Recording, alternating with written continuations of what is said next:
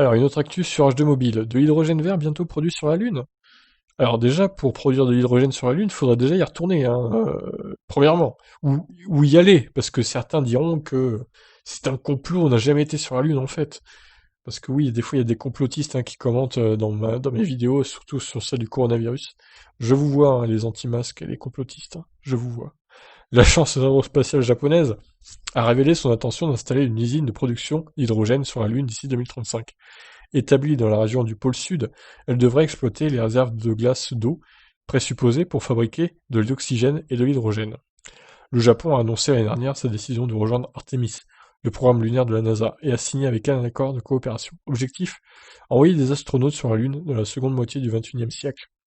La création d'une telle unité de fabrication d'hydrogène permettrait d'éviter une partie des dépenses nécessaires au transport du carburant de la Terre vers la Lune.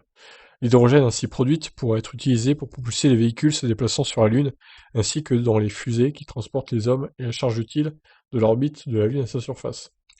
Les calculs préliminaires ont évalué le besoin en eau, qui serait donc transformé en hydrogène à une trentaine de mètres cubes par aller-retour. D'accord. Eh bien pourquoi pas, oui, pourquoi pas envoyer des astronautes sur la Lune de nouveau et produire de l'hydrogène là-haut. Après, bon, il faut que ça soit écologique, hein. C'est bien précisé de l'hydrogène vert, donc voilà.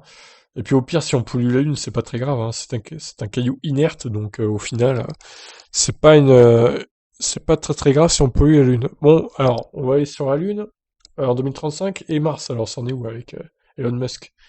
Et on va y aller sur Mars ou pas là? Bon, pour l'instant, il n'y a pas trop de news, mais à mon avis, ça sera pas avant 2030-2035 aussi. Toujours est-il que c'est une bonne idée de produire de l'hydrogène vert sur la Lune, je pense. Si tout se passe comme prévu, évidemment. Allez, je vous laisse réagir. Qu'en pensez-vous? Ciao.